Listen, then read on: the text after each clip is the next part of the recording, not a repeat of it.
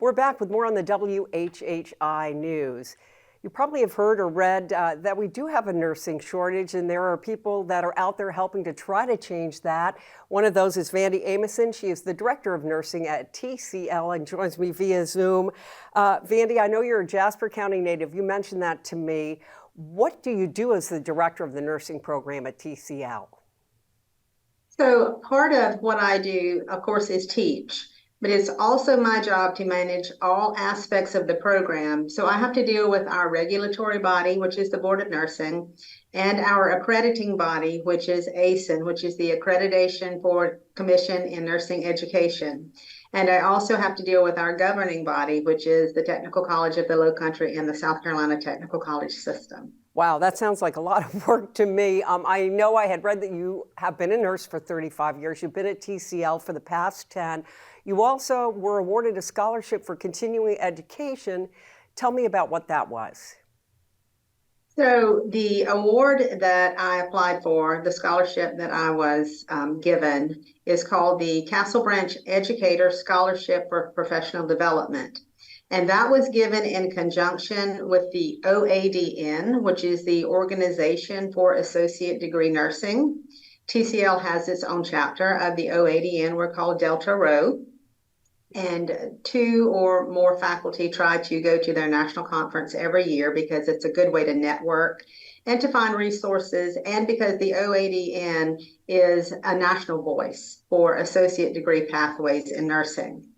So when we were preparing to make our travel arrangements to go to the OADN conference that was held in November, we got information on the scholarship. And when I looked at the scholarship, it just really spoke to me, because the Certified Nurse Educator designation is something that I have wanted for a long time.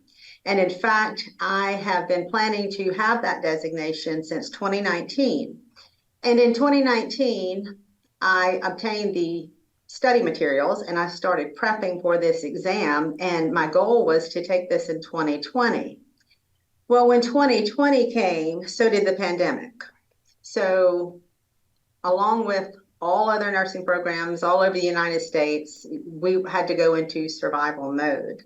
And what I would like to say is, while we were in survival mode, we got very creative, and TCL did not have to slow down any progression of any nursing student, and we did not delay any nursing students' graduation. So we are very proud of that. Well, kudos to you for that, because I think that's rather impressive. And you and I had been chatting before we started this discussion about the critical nursing shortage that we have. But I want to back up for 1 second.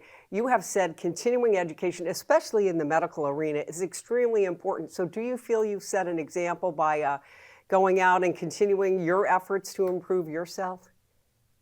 I do feel that way. And I feel very strongly that if you are going to talk the talk, you have to walk the walk.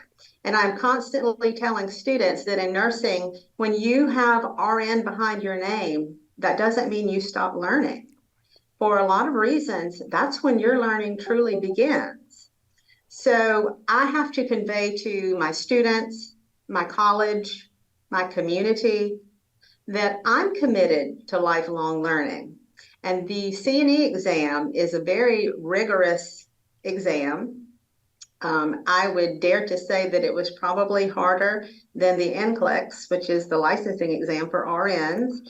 So I'm very proud of myself for being able to pass that exam. It has about a 66% pass rate. There are about 10,000 C&Es in the United States. But having that designation is not just for me.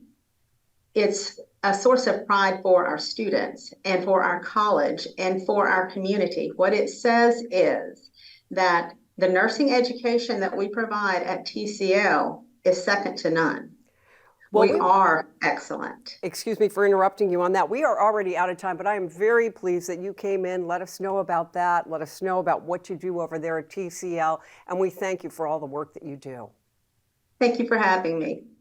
Still to come on WHHI News, we'll find out about the efforts by attendees of the Boys and Girls Club of Hilton Head Island to help those who went through the Maui wildfires. Stay with us.